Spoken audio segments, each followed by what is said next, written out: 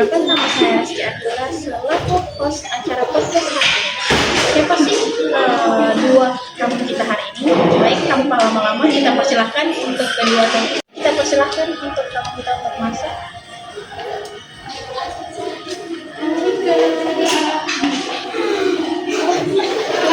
Ya, kasih. Selamat datang Kak di acara podcast kami hari ini. Jadi sebelumnya apa kabar Kak? Alhamdulillah baik. Alhamdulillah baik. Oke, bisa dipersilakan untuk memperkenalkan diri dulu. Oke. Hai teman-teman semua, perkenalkan saya Fadi Afrianti Dinova. Dan saya Rita Fauzia Fitin, dan saya sangat senang karena diundang di podcast. Ya, senang sekali ya Kak. Terima kasih. Sama-sama Kak. Oke, langsung saja ya Kak, sesuai dengan topik kita hari ini yang tentang variabel dalam penelitian. Jadi bagaimana Kak bisa jelaskan dulu apa sih sebenarnya variabel dalam penelitian itu? Baik, ya, variabel adalah segala sesuatu yang bisa kita ukur atau kita amati dan memiliki variasi nilai.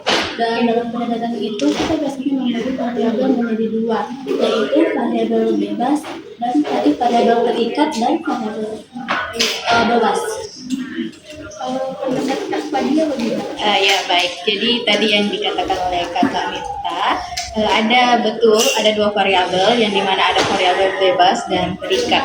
Jadi variabel bebas itu adalah variabel yang kita duga jadi dapat dipengaruhi oleh variabel lainnya. Nah, sedangkan variabel terikat itu adalah variabel yang dipengaruhi oleh variabel bebas. Misalnya ini, jadi kita memiliki suatu penelitian, misalnya pengaruh durasi belajar terhadap nilai ujian dan nilai hasil belajar. Nah, itu merupakan salah satu contoh dari variabel bebas dan terikat.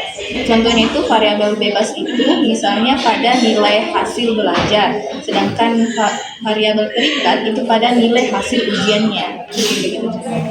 Jadi variabel bebas itu seperti penyebab dan variabel terikat itu akibatnya ya.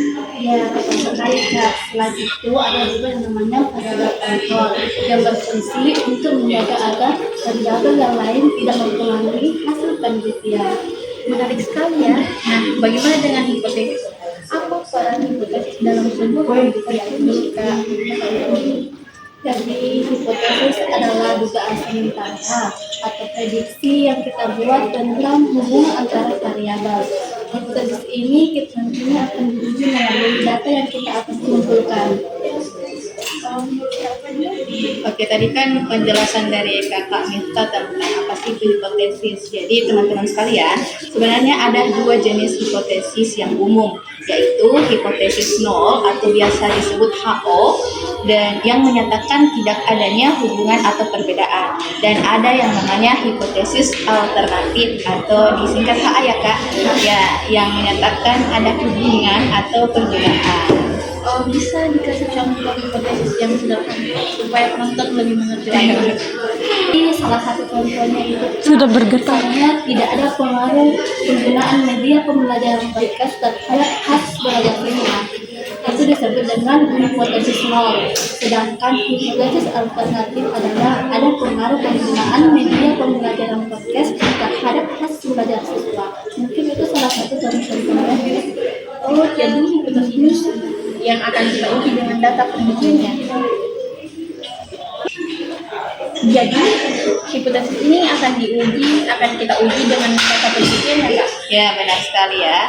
Karena setelah pengujian itu kita akan memutuskan apakah kita menerima hipotesis nol atau menolaknya. Dari menerima seperti hipotesis alternatif, ini penting supaya penelitian kita punya dasar yang kuat dan jelas. Jadi hasilnya harus valid. Kalau hipotesis Penjelasannya sangat-sangat baik teman-teman. Terima kasih banyak untuk Kak Mita dan Kak Fadia atas kesempatan yang hadir di sini. Semoga teman-teman pendengar bisa lebih paham tentang variabel dan hipotesis dalam penelitian. Oke, sebelum kita tutup, apakah ada yang ingin disampaikan untuk teman-teman atau saya sendiri juga bisa? Ya baik, jadi untuk saya pribadi dan Kakak Mifta mau mengucapkan terima kasih banyak untuk Kakak Rizky Ardila yang telah ke podcastnya. Terima kasih banyak ya. Pesan kami sih semoga video ini bisa pendengar dapat pahami penjelasan dari kami paling tidak ya tentang variabel dan hipotesis penelitian. Mungkin saja. Baik, itu tadi obrolan singkat tentang variabel dan hipotesis penelitian. Jangan lupa terus belajar dan semangat melakukan penelitiannya. See you next time. Dah, Assalamualaikum warahmatullahi wabarakatuh.